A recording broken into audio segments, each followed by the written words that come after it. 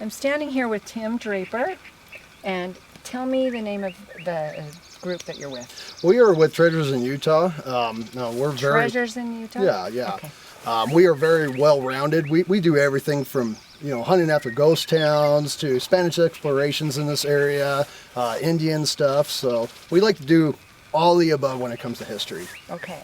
Yeah. So we are kind of down below where the Mountain Meadow Massacre area is. Is it just? Yeah, this area right here is actually the monument right here. In fact, this flat area right here is where the wagon trail or the wagon circle was, where they circled around during the battle. This would have been ground zero for where it all started right here. Okay. Yeah. Wow. Yep. So you were telling me that over here where the bridge is, Yeah. that was where they found the first body? They did. Yeah, they ended up constructing this in in 1999. They ended up when they were digging this trench right here, they ended up finding a body right here, and just not too far away from there, about another 30 feet, they found another one. So wow. Yeah, they weren't expecting that. That's So the full body. Yeah, they ended up finding the full skeleton.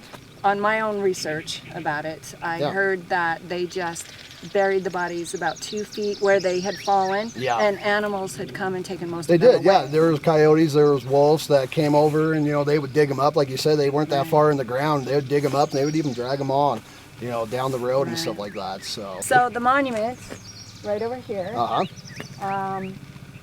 Is there any bodies buried around that, or is that just in honor of what happened? Well, we know for sure right here in this flat area that several people, the battle went on for 5 days.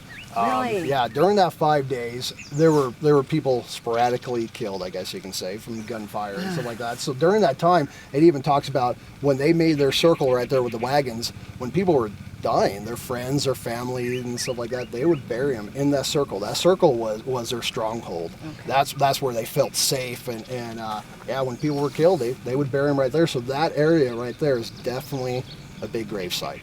Okay. Well, we want to walk over there and go get some. Let's do that. Some stuff. So let's go, you guys. Okay.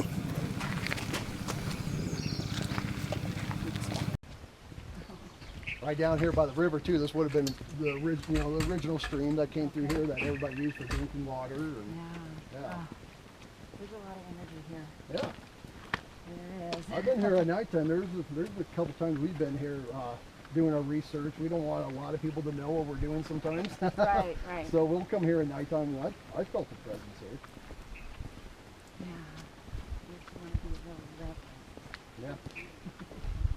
That's a good way to put it.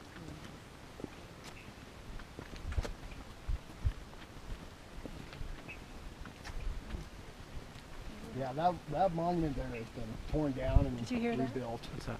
I don't know. Did you hear it? No. I heard like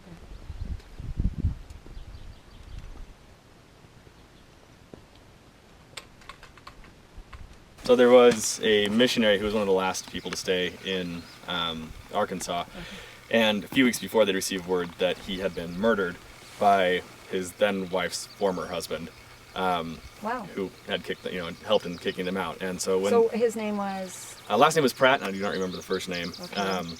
But they felt that these people from Arkansas were representative of that group, and apparently they'd also picked up some people along the way. A group of them, about 11 of them, were from Missouri, and they called themselves the Missouri Wildcats.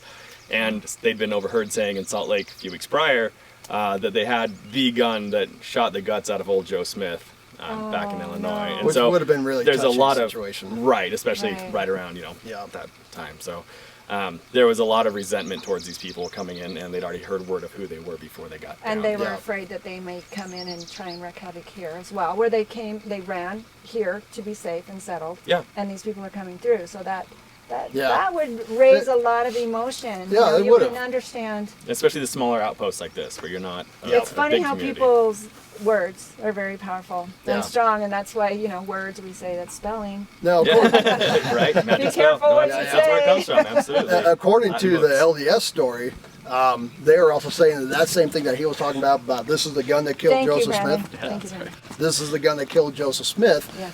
That actually also happened again in Cedar City, which is only 31 miles away from here. That's where a dispute happened at a general store there. So there probably was some poor choice of words in this case that could have really riled up people. Stirred up. Yep. Well, and Yep. the Indians as well, that group of Indians, they were the Paiute? Paiute Indians Yep. are worried because they are being driven out of where they live. Yep. And so everyone's worried. A lot of things there's going a lot on. of emotion Yep, going on. and that's very true. Yep. So there's 3 stories here. Yep. It's going to be really interesting when we do our investigation to see what spirit activity, energy that we pick up on, and hopefully, I really can feel it already. I mean, I couldn't breathe earlier, but they want to tell their story. There are things that they want to say. It spread from here. This was ground zero, but they actually marched a mile that way. So there were people killed here. There were the men and boys were killed not too far away from here. Another mile down is where the women were shot and killed. So I mean, you got from here a mile down that way of just death, murder, tragic. I don't know. Maybe it's just a cultural thing. I mean, I can understand men fighting and killing, but why would you kill the women and the children? I think they wanted them to be quiet and not tell what happened, but I just can't imagine it this. does mention that they spared only 17 people, and the 17 people were actually children that were under the age of 6, and they believe that age and younger, the children wouldn't remember the story well enough to tell it later on. What a tragedy. Yeah. So there was 5 days of siege, Correct. and so the first couple of days were The first couple days they tried to sneak surprise in. attack, Yeah. and then afterwards it was just we're fighting. It was you. more like you already know what we're doing. We're trying to take you down, and so it was different. Yeah. So we've got nighttime and daytime. Yep.